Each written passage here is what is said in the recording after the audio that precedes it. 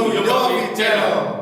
Ketemu lagi bersama kita, Frater dan Romo dari Seminari Tahun Orientasi Rohani Santo Yohanes Maria Vianney, Keuskupan Surabaya di Yofi Channel. Hari ini di hari yang berbahagia, bangsa kita tercinta, bangsa Indonesia merayakan kemerdekaannya yang ke-75 tahun. Nah, 75 tahun itu bukan usia yang singkat ya, Romo. Maka kita sebagai warga negara yang baik dan orang Kristen yang baik, seharusnya kita merayakannya dengan meriah. Betul. Kami komunitas Tahun Orientasi Rohani Keuskupan Surabaya ingin merayakannya dengan mendalami arti kemerdekaan dalam kacamata iman Katolik. Langsung saja kita mulai, karena di sebelah saya sudah ada Romo Dwi Joko yang akan membantu kita semua untuk mengerti dan memahami apa sih kemerdekaan dalam kacamata iman Katolik. Kira-kira apa sih, Romo, pandangan Gereja Katolik tentang kemerdekaan itu? Ya, kemerdekaan pertama-tama adalah berkat rahmat Tuhan melalui perjuangan para pahlawan yang telah gugur mendahului kita, yang telah memberikan hidupnya. Maka dalam kacamata Katolik pertama-tama sebenarnya kemerdekaan itu kemerdekaan dari dosa. Kita dibebaskan dari belenggu dosa. Sebab ketika orang berada dalam situasi dosa, orang sungguh tidak bisa mengungkapkan hidupnya, pemberian dirinya, jati dirinya, karena dia hidupnya terkungkung oleh dosa, oleh egoisme. Maka kemerdekaan dalam pandangan iman Katolik itu saja adalah apa? Memberikan hidup, memberikan diri untuk orang lain. Sebagaimana Yesus yang kita imani telah memberikan hidup supaya apa? Orang dimerdekakan dari belenggu dosa dan hidup sebagai anak-anak Allah. Nah, inilah hal yang sungguh kita imani, yang merupakan anugerah dari Tuhan. Maka kemerdekaan itu adalah rahmat Allah. Di sini berarti bahwa Allah ambil bagian dalam keselamatan bangsa kita itu. Kita sungguh-sungguh diberi rahmat oleh Tuhan itu. Maka iman ini sungguh apa? Menuntun kita untuk menjadi semakin baik, semakin murni, semakin memberikan hidup kita, supaya kita tidak hanya memikirkan diri kita sendiri, tetapi kita sungguh-sungguh hidup bagi orang lain, peduli kepada mereka yang tersingkir, yang lemah, yang miskin dan sebagainya. Ini iman akan Yesus yang bangkit. Maka iman, sebagaimana juga kata Paus Fransiskus dalam dokumen Lumen Fidei Terang Iman, dinyatakan bahwa iman itu adalah cahaya yang khas yang menerangi semua aspek hidup manusia. Jadi dengan iman itu ya semua aspek kehidupan manusia itu diterangi oleh rahmat Allah. Dan siapa yang menerangi? Ya Allah melalui diri kita. Kita dipanggil untuk menjadi terang bagi orang lain. Maka panggilan kita untuk menjadi terang adalah sebuah ungkapan perwujudan hidup iman. Karena kita sudah diangkat menjadi anak-anak Allah, kita dibebaskan dari belenggu dosa itu. Sebagaimana kita ingat dalam Injil Matius, panggilan untuk menjadi terang. Ya, kalau kita lihat Injil Matius itu, ya, Matius bab 5 ayat 14 sampai 15. Ya. Kamu adalah terang dunia. Kota yang terletak di atas gunung tidak mungkin tersembunyi. Lagi pula orang tidak menyalakan pelita lalu meletakkannya di bawah gantang, melainkan di atas kaki dia, sehingga menerangi semua orang dalam rumah. Ini panggilan kita, iman kita yang harus menjadi terang bagi orang-orang lain. Sebagaimana seperti digambarkan kota di atas gunung terlihat dari mana-mana. Memang tidak semua orang dipanggil untuk menjadi kota di atas gunung, orang yang sungguh terkenal, yang sungguh memberikan banyak warna bagi dunia, seperti misalnya Santo Yohanes Paulus II atau Ibu Teresa dari Kalkuta. Mereka adalah orang-orang yang punya talenta dan karunia luar biasa yang bisa menjadi terang bagi dunia. Mungkin banyak dari antara kita ya cukuplah kalau dikatakan seperti pelita, ya, pelita yang diletakkan di atas kaki dia sehingga menerangi semua orang di seluruh rumah itu. Ya. Mungkin kita ya melalui karya-karya kita ya dipanggil untuk menjadi seperti itu. Yang penting bukan soal besarnya peran kita terhadap kemajuan dunia. Ya memang semakin berperan semakin besar ya bagus. Ya. Tetapi toh yang penting adalah apa? Kesediaan. Ya. Jangan sampai segala berkat karunia Tuhan berikan oleh Tuhan kita tutupi hanya untuk diri kita sendiri, kita sembunyikan, tidak menjadi berkat, tidak menjadi kesempatan untuk kemajuan dunia. Maka yang penting adalah kesediaan kita untuk terus menjadi terang bagi orang-orang lain, membantu orang-orang lain. Dan ini kalau orang itu sungguh dia memberikan hidupnya untuk orang lain, itu dia sungguh mengalami apa artinya kemerdekaan itu. Dia tidak terbelenggu oleh egoisme diri, tapi dia sungguh menjadi terang bagi orang-orang.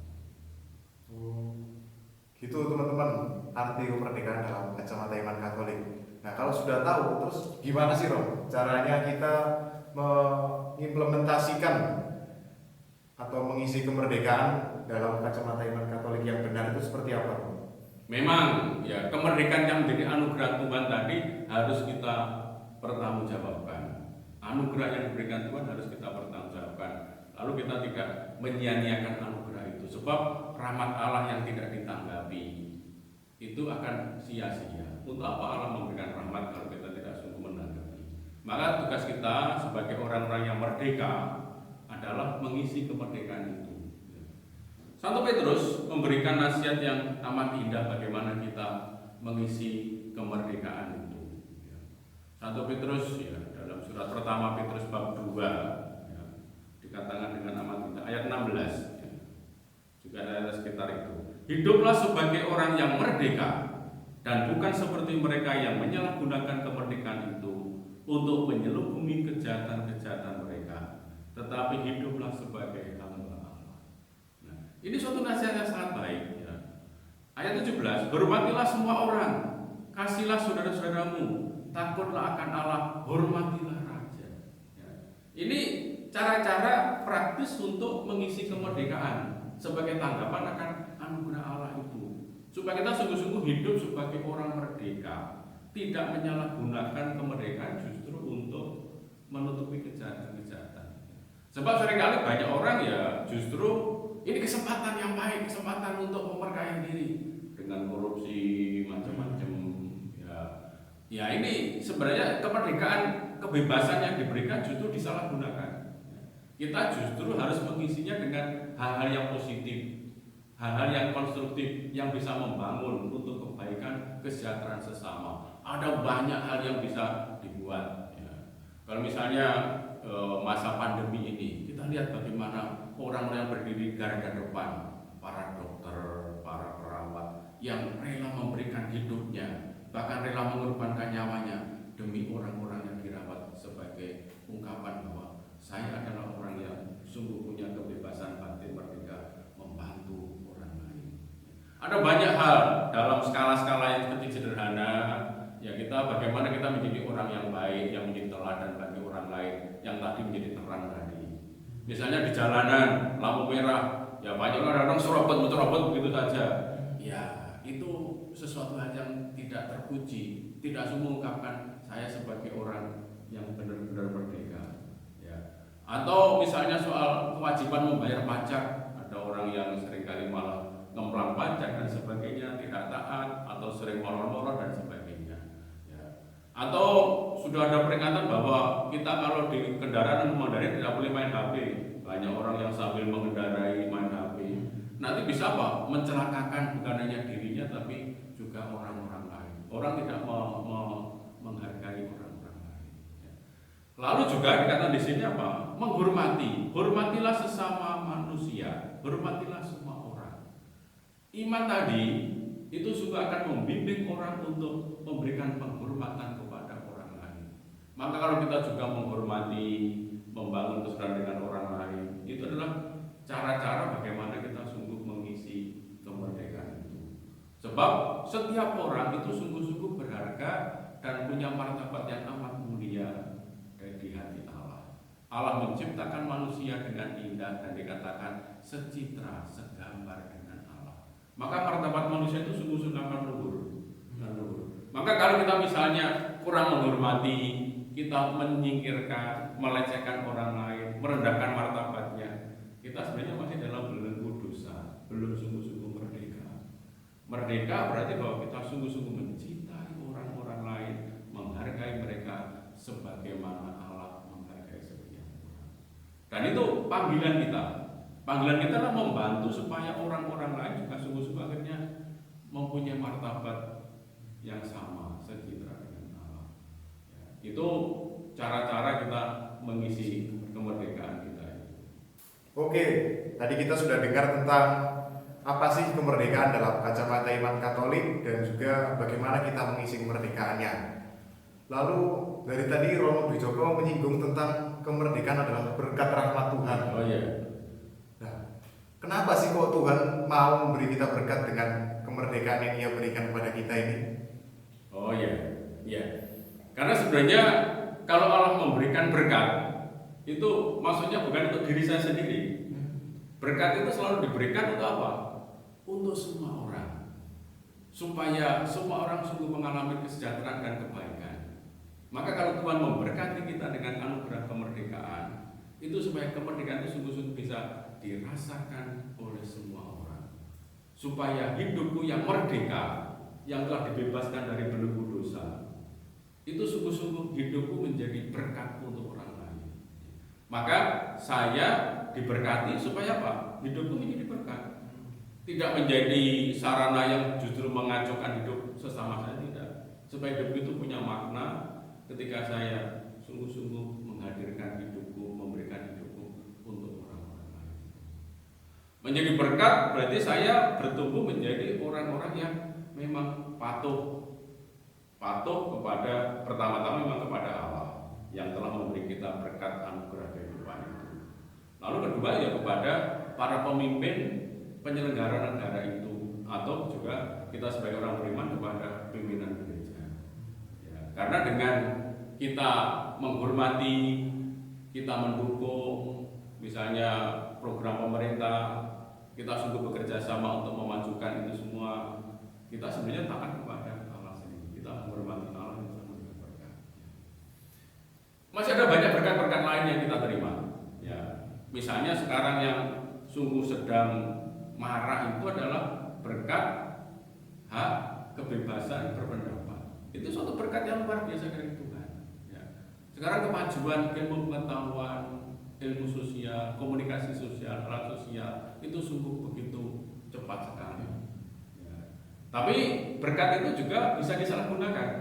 Orang bisa menggunakan kebebasan berpendapat itu untuk menyerang orang lain, mengadili orang lain, memfitnah orang lain, macam-macam. Ya, maka ada banyak ujaran-ujaran kebencian selipar-selipar di sana sini, ada banyak berita-berita hoax, berita bohong dan sebagainya. Nah, ini kalau orang menyalahgunakannya memang bisa menghancurkan kehidupan.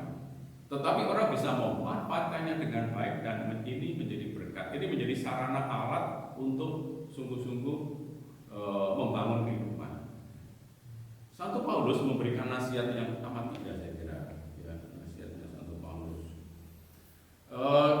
Surat Paulus kepada jemaat di Efesus, ya, bab 4 ayat 29, dikatakan demikian: janganlah ada perkataan kotor keluar dari mulutmu, tetapi pakailah perkataan yang baik untuk membangun, di mana perlu, supaya mereka yang mendengarnya beroleh kasih karunia. Ya. Ini sesuatu yang sangat indah, ya, sesuatu yang sangat indah. Ya. Jangan ada perkataan yang kotor dari mulutmu, sebab kita diminta oleh apa? Untuk selalu berkata-kata yang baik, berkata-kata yang mengungkapkan kedalaman hati kita yang penuh kasih. Tujuannya tentu saja untuk membangun sesama, supaya hidup sesama semakin dibangun menjadi semakin baik. Ya. Pakailah perkataan-perkataan yang baik untuk membangun, ya, di mana perlu, supaya mereka yang mendengarnya beroleh kasih. Jadi supaya orang-orang yang mendengar pewartaan kita, entah melalui komentar, opini, tulisan-tulisan, orang bisa mengalami kasih karunia dan rahmat Allah. Ya, maka dengan demikian orang bisa menggunakan sarana-sarana itu dengan baik. Ya. Jangan kamu mendukakan Roh Kudus dan memeteraikan kamu, ya, yang telah memeteraikan kamu menjelang hari penyelamatan. Kita diminta untuk terus juga berdoa supaya dibimbing oleh Roh Kudus, sebab seringkali juga pikiran perbuatan kita kadang-kadang juga dipengaruhi kuasa yang jahat. Kita terus dipanggil untuk berdoa supaya apa yang kita katakan, kita tindakan itu sungguh-sungguh berasal dari Tuhan sendiri. Maka dengan demikian, bila kita mampu untuk menggunakan, ya, sarana-sarana komunikasi itu sebagai alat pewartaan itu akan sungguh menunjang kehidupan bersama. Maka para saudara, kalau misalnya kita sedang katakanlah memberikan komentar ataupun tulisan-tulisan, hendaknya juga dipikirkan dan direnungkan, apakah komentar-komentar saya itu sungguh-sungguh akan membangun orang lain, memperlihatkan dan orang lain bisa merasakan kasih karunia dari Allah. Apakah status-status kita, misalnya di WA yang seringkali kita perbarui, apakah itu sungguh-sungguh nanti mencerminkan siapa diri kita sebagai anak Allah, sebagai orang-orang yang merdeka, yang telah dibebaskan dari belenggu dosa, atau mungkin kita masih berada sebagai anak-anak kegelapan yang hanya asal-asal saja. Ya. Apakah komentar-komentar kita, tulisan-tulisan kita itu sungguh akhirnya memperlihatkan ya, karya Allah melalui berbagai macam sarana-sarana itu. Ya. Maka ya Paus Fransiskus juga mengingatkan kepada kita supaya kita memanfaatkan ya, media komunikasi itu dengan baik supaya itu menjadi alat pewartaan gereja untuk memperlihatkan kebaikan dan kasih Allah bagi dunia itu. Ini kesempatan yang baik. Sudah berkat itu sungguh-sungguh kita manfaatkan dengan baik sehingga berkat itu akan berdaya guna untuk membangun kehidupan kita. Itu tadi semua hal-hal seputar kemerdekaan dalam kacamata iman Katolik. Semoga bermanfaat bagi pertumbuhan iman kita dan cara kita untuk mengisi kemerdekaan dengan benar. Terima kasih Romo Wijoko atas waktunya. Lalu kami juga komunitas Tahun Orientasi Rohani mengucapkan selamat bagi bangsa Indonesia atas kemerdekaan yang ke-75 tahun. Semoga kedepannya semakin maju dan semakin sejahtera. Salam kemerdekaan, merdeka!